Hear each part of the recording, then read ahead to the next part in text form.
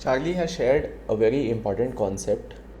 Charlie ने एक बहुत अच्छा कॉन्सेप्ट शेयर किया है, चार्ली मंगर ने। चार्ली मंगर का एक बहुत अच्छा कॉन्सेप्ट है जो हमें यूज़ करना चाहिए।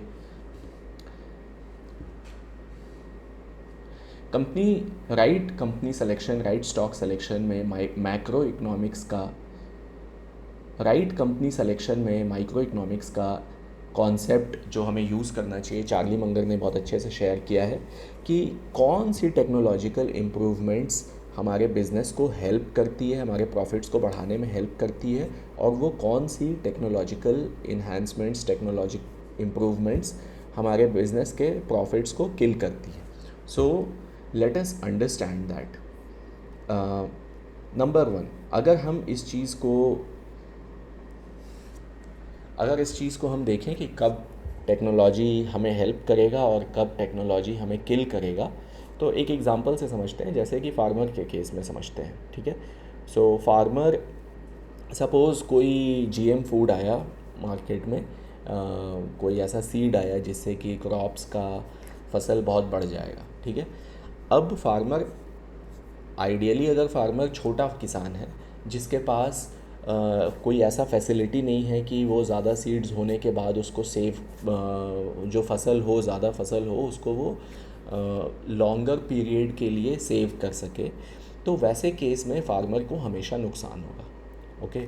वैसी सीड्स मान लो अगर फार्मर ख़रीदता है और उस तरीके के फसल उपजा देता है जिससे कि ज़्यादा क्वांटिटी में फसल हो जाए, तो अब फार्मर का प्रोड्यूस बढ़ गया, और वो प्रोड्यूस बढ़ जाने के बाद फार्मर के पास उसको लॉन्ग टर्म के लिए प्रिज़र्व करके रखने की कोई कैपेसिटी नहीं है, कोई इंफ्रास्ट्रक्चर नहीं है, तो इवेंचुअली ज़्यादा प्रोड्यूस होने की वजह से फार्मर को वो फसल सस्ते दामों में बेचनी पड़ेगी, और सस्ते दामों में बेचने से फार्मर का मार्जिन कम होगा।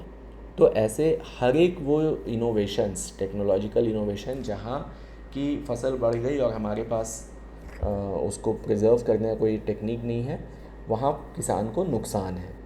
और अगर हमारे पास कोल्ड स्टोरेज फैसिलिटी है, लेट्स से कि हमारा एक ऑलरेडी एसोसिएशन बना हुआ है, कुछ वैसे कैश क्रॉप्स जैसे ब्लूबेरी हो गया, ब्लूबेरी फार्मिंग, या एप्पल हो गए, जिनको सीज़न में हम ज़्यादा प्रोड्यूस कर लें और उसके बाद हम उसको प्रिज़र्व करके रख सकें, सो दैट कि वो 3 महीने जो फसल हुई उसको हम अगले 9 महीने तक बेच सकें कोल्ड स्टोरेज में रख के। वैसे केस में अगर हमारे पास उस तरीके का टेक्नोलॉजिकल इनोवेशन हुआ है जिससे कि फ़सल को हम लंबे समय तक रोक के रख सकते हैं और धीरे धीरे उसकी सप्लाई कर सकते हैं मार्केट में, वहाँ पे उस टेक्नोलॉजिकल इनोवेशन का फ़ायदा किसान को मिलेगा। उस टेक्नोलॉजिकल, जो भी, चाहे वो किसान हो या वो कंपनी हो जो प्रोड्यूस कर रही है, उसको मिलेगा। सो इवेंचुअल पर्पस ये देखना होना चाहिए किसी भी बिज़नेस का या एज एन इन्वेस्टर हमारा, कि हम वैसे बिज़नेस में इन्वेस्ट करें जहाँ पे इनोवेशंस, टेक्नोलॉजिकल इनोवेशन की वजह से उस बिज़नेस को फ़ायदा हो, उस बिज़नेस का बॉटम लाइन बढ़े, न कि फार्मर का बॉटम लाइन, न कि एंड कस्टमर का को फ़ायदा हो, क्योंकि वहाँ तो बिज़नेस नीचे जाएगा, तो नीचे जाएगा तो प्रॉफिट्स कम होंगे, तो शेयर होल्डर्स को भी क्या ही मिलेगा। सेकंड, अगर हम जैसे इसका दूसरा एग्जांपल समझ सकते हैं कंस्ट्रक्शन की फील्ड में, बिल्डिंग कंस्ट्रक्शंस की फील्ड में, जहाँ पे अभी नया टेक्नोलॉजी आया है, माइवन टेक्नोलॉजी।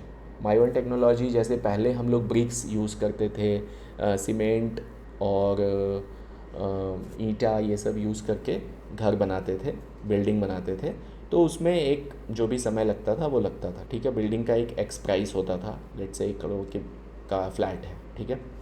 अब ये माइवन टेक्नोलॉजी आने से ऑलरेडी पहले से बनाए हुए स्ट्रक्चर्स में हम कंक्रीट डालते हैं और उसी स्ट्रक्चर के हिसाब से घर बन जाता है।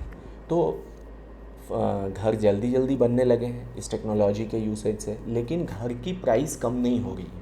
घर अगर 1 करोड़ का है, 2 करोड़ का है, तो उतने का ही है, लेकिन उसको बनाने का समय कम हो गया इस इनोवेशन की वजह से। जहाँ पहले घर 3 महीने में फ्लैट्स बनते थे, अब वो फ्लैट 1 महीने में बन जा रहा है, राइट। तो लेबर की कॉस्ट बची और भी कई सारे कॉस्ट्स बची, जिसका फ़ायदा बिल्डर को हुआ, क्योंकि फ्लैट्स के रेट कम नहीं हुए इस इनोवेशन की वजह से। तो यहाँ पे बिल्डर का बॉटम लाइन बढ़ रहा है, बिल्डर के प्रॉफिट्स बढ़ रहे हैं। तो ये टेक्नोलॉजिकल इनोवेशन अच्छा है बिज़नेस के हिसाब से।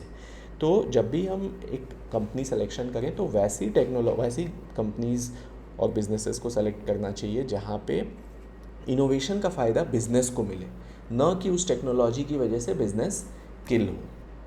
आई hope it makes sense to you. और इसी तरीके से और भी लर्निंग्स के लिए चैनल को लाइक करो, सब्सक्राइब करिए। और अगर कुछ भी आपने सीखा हो चैनल को, इस वीडियो को लाइक करो और उन लोगों के साथ शेयर करिए जो कि आप अपने पोर्टफोलियो में देखिए जो स्टॉक्स हैं, क्या वहाँ पे इस चीज़ का आपने ध्यान रखा है उन कंपनीज़ के सिलेक्शन में, right? And for more such insights do subscribe to the channel. Let's I keep getting such insights for you.